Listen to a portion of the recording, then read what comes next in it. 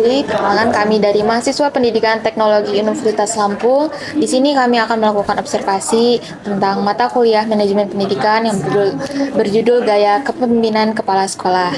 Di sini kami akan mengajukan beberapa pertanyaan kepada Ibu. Apakah Ibu berkenan? Iya, berkenan. Baik, pertanyaan pertama akan dibaca oleh teman saya, Ibu. Baik Ibu, untuk bagian pertanyaan pertama ini di bagian pengambilan keputusan. Yang pertama, bagaimana sih kepala sekolah biasanya mengambil keputusan terkait kebijakan akademik dan non akademik di sekolah, Bu? Nah, jadi apakah melibatkan tim atau diputuskan sendiri oleh kepala sekolah, Bu? untuk pengambilan keputusan itu akademik maupun non akademik itu kepala sekolah itu kita ada tim ya, namanya tim manajemen. Jadi tim manajemen itu terdiri dari kepala sekolah, kemudian koordinator tas, waka dan ketua jurusan. Jadi sebelum mengambil keputusan itu dikoordinasikan dulu dengan tim manajemen tersebut. Jadi dirapatkan. Tapi tergantung tingkat ininya, tingkat kesulitan masalahnya. Ya. Jadi biasanya diambil tim ya, Bu? Iya, jadi begini, kalau dia masalah murid gitu atau itu cukup kajur atau apa, kalau dia mau buru-buru kan nggak semua, kan ada masalah yang dadakan ya, harus cepat dilaksanakan, kan belum tentu ada yang saat itu harus diputuskan gitu. Contoh nih, anak siswa ketangkep polisi nih tawuran. Nah, itu nggak mungkin kita mau langsung kita rapatkan dulu rame-rame, kan nggak seperti itu ya. Paling kajurnya, wali kelasnya, waka kesiswaannya gitu ya, itu kan buru-buru harus dilaksanakan. Tapi kalau yang keputusan-keputusan besar itu harus melibatkan tim manajemen sekolah. Baik, terima kasih Bu atas jawabannya, Bu. Baik, untuk pertanyaan kedua, Bu. Apakah kepala sekolah itu melibatkan guru, staf, atau komite sekolah sebelum menetapkan keputusan penting, biasanya prosesnya? Itu tadi udah dijawab ya, Bu, sama jawaban tadi? Iya, tapi enggak, ya itu tadi ya, kalau melibatkan komite itu pasti ada. Contoh, ada kayak pembangunan masjid. Nah, itu kan beda-beda kasusnya kan ya. Nah, kayak tadi beda lagi itu melibatkan komite sekolah, kemudian wali murid. Nah, seperti itu kita libatkan juga. Jadi kita lihat ininya dulu, apa sih kasusnya. Oh, jadi tergantung kasusnya ya, Bu? Iya. Baik, terima kasih, Bu. Baik, untuk pertanyaan ketiga saya, Bu. Ketika ada situasi mendesak nih, Bu, yang membutuhkan keputusan cepat, bagaimana ini Bapak atau Ibu menyikapinya, Bu? Ya tadi itu, kalau lihat situasinya kan, kalau dia memang butuh saat itu, ya kepala sekolah harus siap. Apapun itu harus memutuskan sesuatu secepat-cepatnya untuk mengambil keputusan yang benar gitu kan. Tapi kalau memang ada tim manajemen di situ, salah satunya memang harus kita libatkan. Contohnya kalau siswa, waka kesiswaan, kurikulum, melibatkan kurikulum. Kemudian tentang sarana prasarana, melibatkan wakil kepala sekolah bidang sarana. Kemudian ketatausahaan itu melibatkan koordinator tas gitu. Jadi tapi kalau dia untuk keseluruhannya itu tim manajemen itu ada waka, koordinator tas, ketua jurusan. Jadi itu banyak ya. Iya. Terima kasih, Bu. Baik, Ibu. Akan dibaca tulisan, Bu. Baik, untuk pertanyaan selanjutnya terkait komunikasi dan koordinasi kepala sekolah. Untuk pertanyaan-pertanyaannya, Ibu, media atau saluran apa yang biasanya Ibu gunakan untuk berkomunikasi dengan guru dan staf sehari-hari? Misalnya ada rapat rutin, grup pesan, dan papan pengumuman, Ibu. Ya, jadi kita ada grup WA. Jadi ada 2 grup WA itu. Satu info Skansa. Jadi grup ini hanya untuk pengumuman aja. Jadi semua pengumuman itu kita ada di namanya grup WA Info Skansa. Jadi supaya nggak ketutup ya, nggak spam, itu hanya bisa mengirim informasi pengumuman, tidak bisa jawab, Iya, nggak bisa jawab karena itu biar nggak tutup. Itu yang bisa ngirim pengumuman itu tim manajemen saja. Oh, dari admin Ya. ya. Kemudian ada namanya grup silaturahmi. Jadi ada dua grup. Nah, di grup silaturahmi ini itu bisa komunikasi dua arah. Jadi yang warga SMK 1 itu bisa menjawab di grup silaturahmi. Ya, jika contoh pengumuman di grup Info Skansa itu nggak kurang ada pertanyaan, contoh nanti mereka bertanya di grup silaturahmi. Jadi kita jadi di grup Info Skansa dan silaturahmi sebenarnya isinya sama, itu aja orangnya. Tapi di grup Info Skansa ini tidak ada komunikasi dua arah. Baik, Ibu. Untuk pertanyaan kedua, seberapa sering biasanya Ibu mengadakan rapat koordinasi bersama guru dan staf? Apa saja yang biasanya dibahas di rapat Ya. tersebut, Ibu? Jadi kalau untuk rapat itu ada yang pertama rapat setiap pembagian tugas mengajar di awal tahun pembelajaran baru. Nah, itu rapat pembagian tugas, kemudian rapat koordinasi dan rapat evaluasi. Itu ada di tahun. Kemudian kita ada penilaian tengah semester. Nah, di penilaian tengah semester itu juga ada rapat. Nah, itu melibatkan semua tenaga Kerja. ya, guru ya, semua guru itu dilibatkan. Kemudian ada lagi setelah sumatif akhir semester. Nah, itu juga ada rapat, itu rapat besar ya. Nah, itu evaluasi dan koordinasi. Nah, gitu selanjutnya. Jadi STS, kemudian kelulusan. Nah, itu ada rapat untuk semua guru. Tetapi untuk tim manajemen itu dijadwalkan itu 2 minggu sekali. Itu kalau tidak ada hal-hal yang mendesak ya, itu terjadwal maksudnya. Rapat yang terjadwal. Tapi kalau rapat yang tidak terjadwal pasti ada, karena kan kita kan tidak menutup kemungkinan ada masalah-masalah yang yaitu situasional ya. Tapi kalau yang terjadwal seperti itu. Jadi untuk rapat evaluasi dengan guru itu 6 kali dalam 1 tahun. Kemudian rapat tim manajemen itu sebulan 2 kali. Kemudian rapat dengan BK, Kajur, keperpustakaan itu 1 bulan 1 kali. Itu yang terjadwal. Tapi kadang-kadang ada rapat yang tidak terjadwal karena kondisi penting gitu. Nah, itu dilaksanakan tanpa jadwal itu tadi. Baik, Ibu.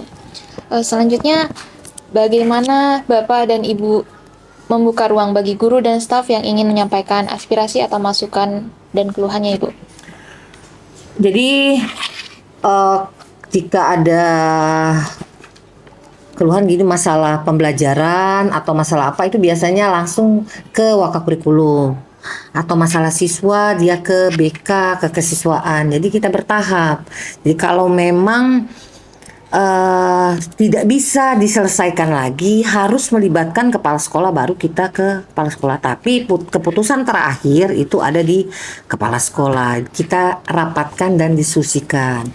Kemudian kalau masalah pribadi, contoh apa ya, yang memang harus langsung ke kepala sekolah, antara guru dan kepala sekolah bisa langsung temui kepala sekolah langsung. Jadi kepala sekolah itu membuka komunikasi dengan guru itu kapan saja guru mau berkomunikasi dipersilahkan. Itu tidak dibatasi, kecuali ini ya lagi tidur itu nggak bisa juga. Iya, tapi kalau dia di sekolah atau kapan itu kepala sekolah itu membuka komunikasi kapanpun, lewat WA bisa, lewat telepon bisa.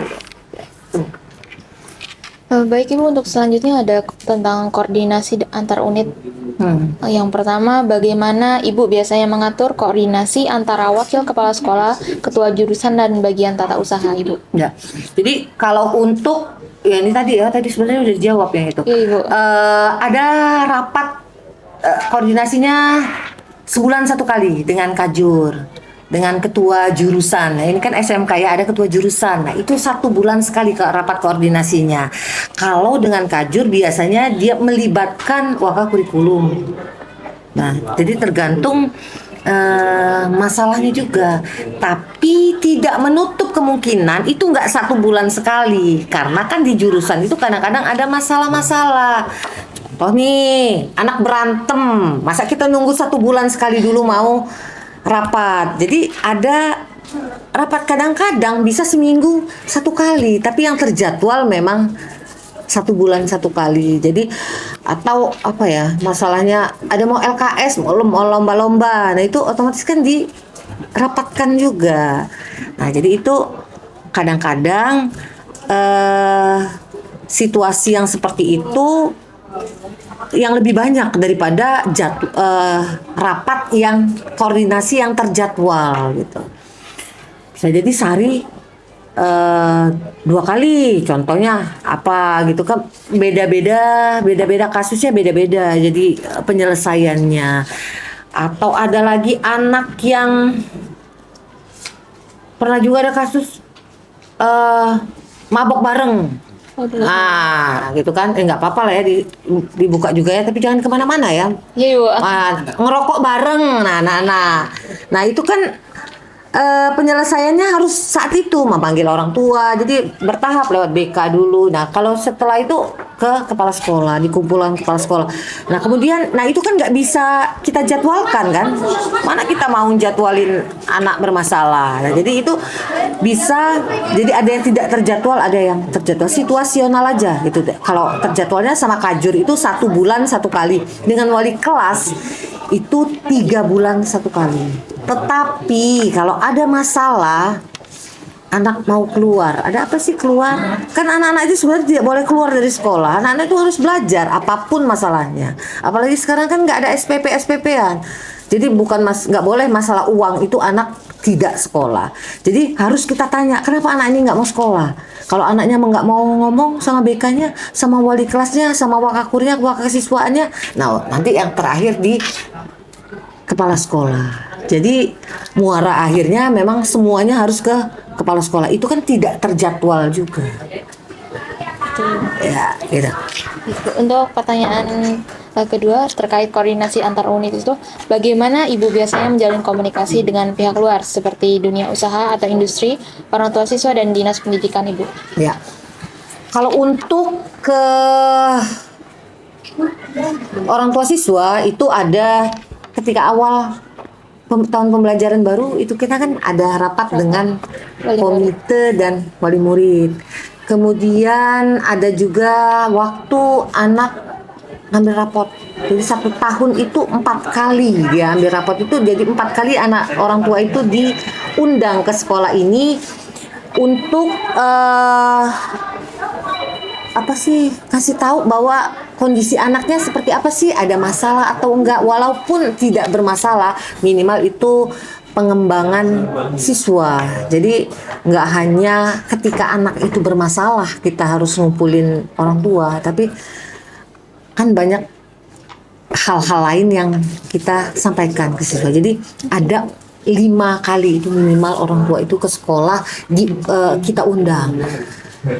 PTS, jadi ada penilaian tengah semester itu kita undang, kemudian sumatif akhir semester pembagian rapot itu undang, kemudian awal tahun pembelajaran baru diundang. Kemudian kalau untuk komite itu memang ada koordinasi dengan komite sekolah.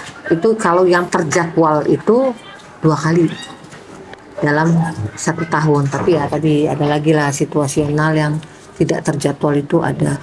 Kalau dengan dunia usaha, dunia industri, karena ini SMK ya, kita menjalin kerjasama dengan dunia usaha, dunia industri itu dengan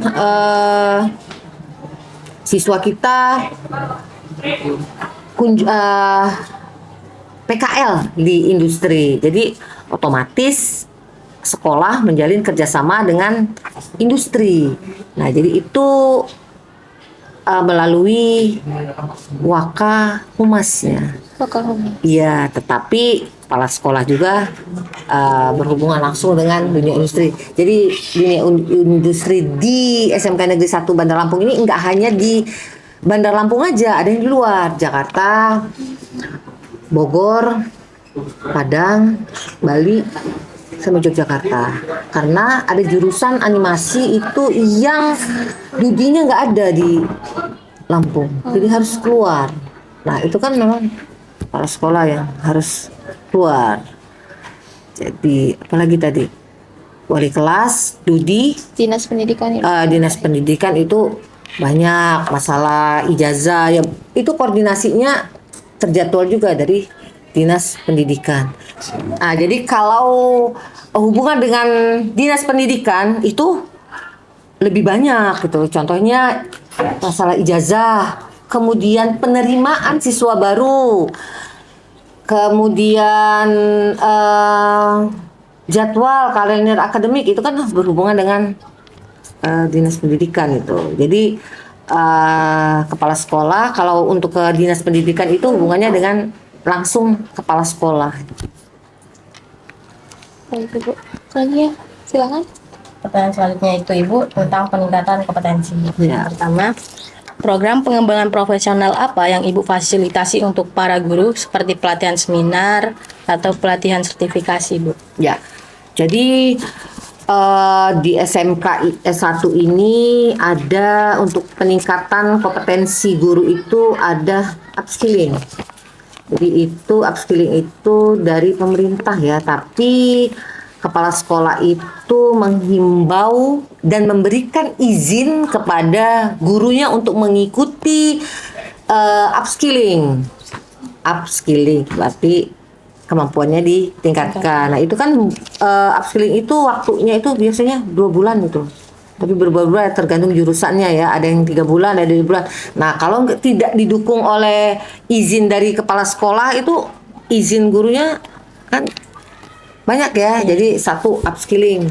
Kemudian magang guru. Jadi guru ini kita magangkan ke industri-industri. Nah kalau sekarang ini di SMK 1 ini masih guru-guru kejuruannya yang magang ke industri.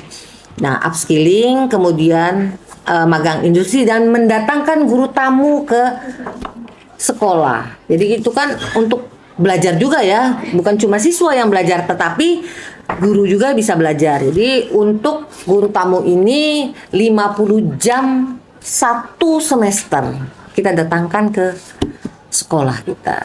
Jadi bukan cuma muridnya yang belajar, tapi gurunya juga ikut belajar. Tapi kalau untuk ininya, tapi masih guru kejuruan untuk upskilling dan guru magang. Jadi kita ada magang guru. Ya. Selanjutnya Ibu, bagaimana Ibu mendorong para guru agar terus berinovasi dalam metode pembelajaran di kelas, Ibu? Nah, kalau untuk metode pembelajaran ini, kita kan kurikulum merdeka. Kurikulum merdeka ini pemerintah kan hanya menyiapkan capaian pembelajarannya. Guru diberi ruang untuk menentukan pola ajar yang mereka mau. Kalau konten ini guru nih, contoh nih sama-sama guru informatika. Kontennya sama, CP-nya sama, tapi cara ajarnya beda-beda. Jadi diserahkan sama gurunya, tapi diawasi juga. Karena kan nggak asal aja kita kepala sekolah harus ngeliat juga bener nggak, bukan benar atau salah, tepat tidak cara ininya apa sih namanya pengembangan pembelajarannya. Itu ada MONEV namanya, monitoring dan evaluasi kepala sekolah ke guru-guru. Jadi bukan hanya dibiarkan aja menentukan pola ajar dan cara ajarnya, tapi itu dimonitoring dan dievaluasi sama kepala sekolahnya itu setahun 2 kali. Iya. Untuk selanjutnya Ibu, apakah Ibu memiliki sistem penghargaan bagi guru yang berprestasi? Nah, bagaimana bentuk apresiasinya untuk guru yang memiliki prestasi? Ya, ada pasti ada reward ya. Ada reward tuh ada punishment, itu udah bestian itu. Jadi ada rewardnya itu hari guru. Jadi kita memberikan reward kepada guru-guru yang berprestasi di sekolah. Itu selain hari guru juga ada juga situasional. Contoh gurunya ikut di klub apa, kemudian juara atau ini kita berikan juga. Nggak harus nunggu hari guru, tapi kalau yang rutin itu yang terjadwal itu pada saat hari guru itu ada guru-guru itu dikasih reward. Tapi kalau kayak perlombaan apa itu kan nggak nunggu hari guru, tidak terjadwal karena kita kan nggak tahu kapan guru itu mau ikut perlombaan itu. Itu ada reward dari kepala sekolah. Baik Ibu, untuk pertanyaan selanjutnya terkait budaya kerja dan iklim sekolah. Iya. Untuk pertanyaan pertama, nilai-nilai apa yang biasanya Ibu tanamkan dalam budaya kerja di sekolah ini? Misalnya ada budaya integritas, disiplin, inovasi, dan kerja Iya. keras. Kalau untuk siswanya, jadi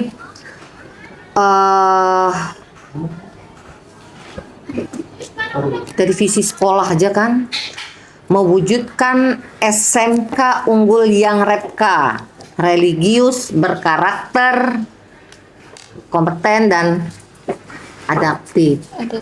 Ya, itu ya. Yang pertama tuh religius.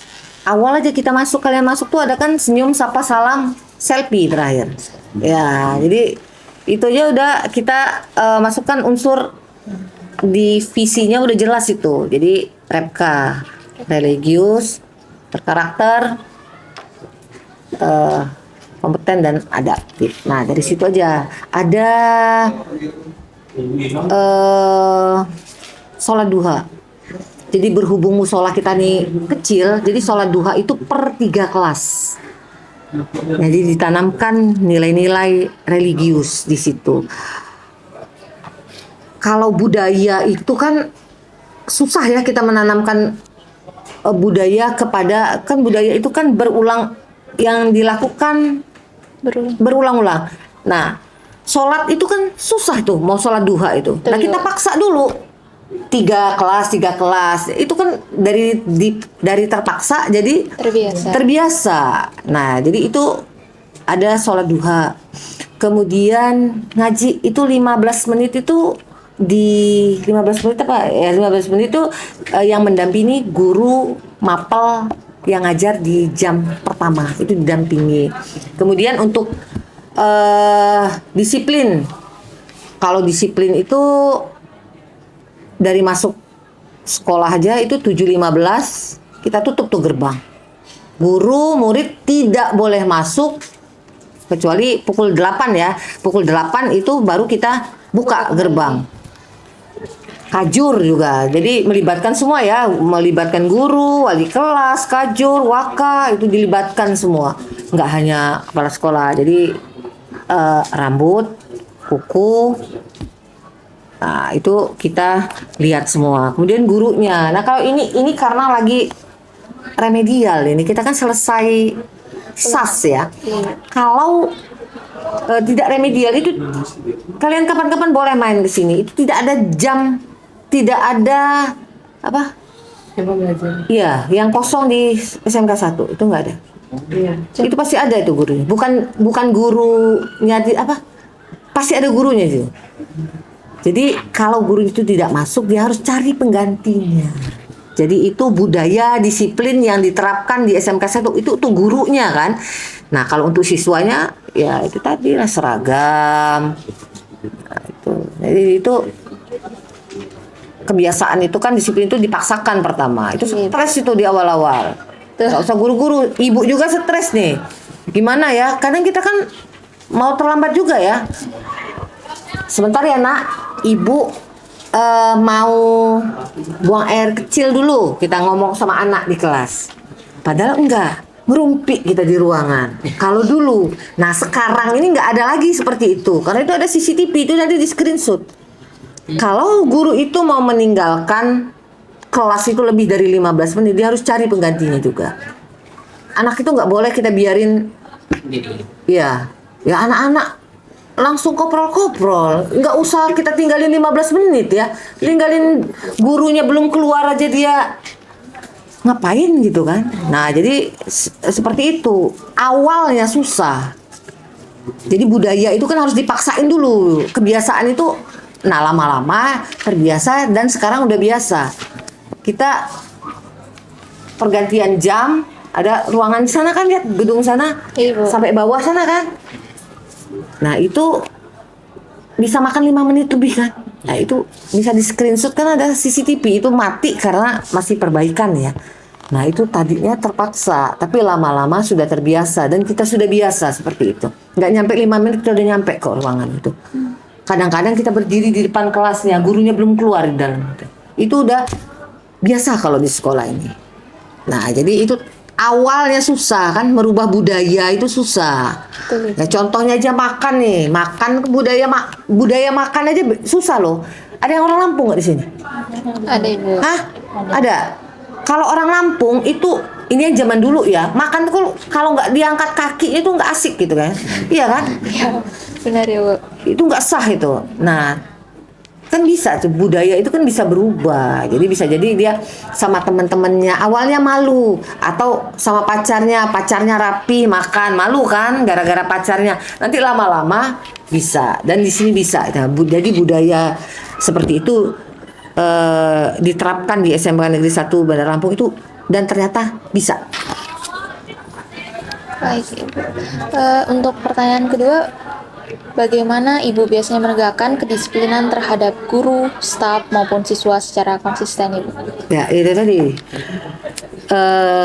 disiplin kan sudah, itu guru gerbang tutup, harus masuk kelas cari guru pengganti. Ke siswa gitu juga, siswa guru itu tanpa pengecualian tidak boleh masuk Jika terlambat. ya. Dan siang juga tuh nggak bisa keluar, itu ada tutup gerbang juga itu, jam 12 sampai jam 1 kalau siang. Nah kalian kalau tadi untung udah nyampe sini jam, Jam 7, Ibu. nah kalau jam 7.15 tuh nggak bisa masuk sini, jam 8 baru bisa masuk. Nah itu kalau disiplin ya. Pertanyaan selanjutnya, Ibu, apakah sekolah memiliki kode etik dan bagaimana Ibu mensosialisasikan dan menegakkan kode etik tersebut, Ibu? Itu biasanya kita barengan dengan visi misi sekolah, itu kita sosialisasikan. Kalau itu sih kita sosialisasikan kadang-kadang tuh nggak setiap ya, tapi apa, rapat.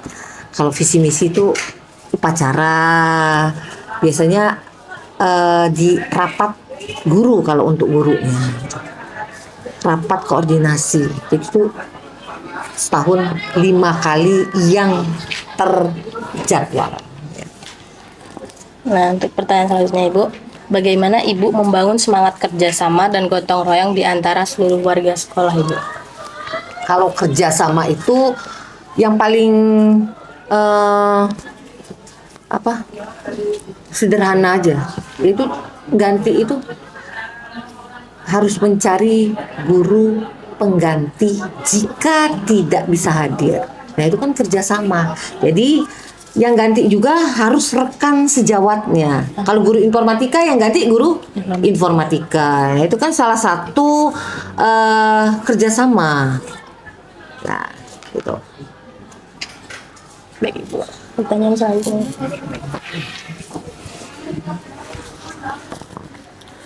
Baik, pertanyaan selanjutnya, Bu. Biasanya ini kegiatan apa aja sih, Bu, yang diadakan untuk memperkuat iklim sekolah yang positif seperti team building atau kegiatan sosial bersama, Bu? Ada itu biasanya kita dari tamu tuh dari luar itu. Kadang-kadang ada tuh yang rutin itu dari kejaksaan. Kayak apa sih? 1 tahun 2 kali itu. 1 tahun 2 kali. Kemudian dari puskesmas. Kemudian banyak kerjasama dengan luar itu untuk sini. Terus satu lagi ada kita kadang undang psikolog gitu. Sekolah. Ada ya untuk itu sosialisasi atau apa di sekolah kita. Baik, terima kasih.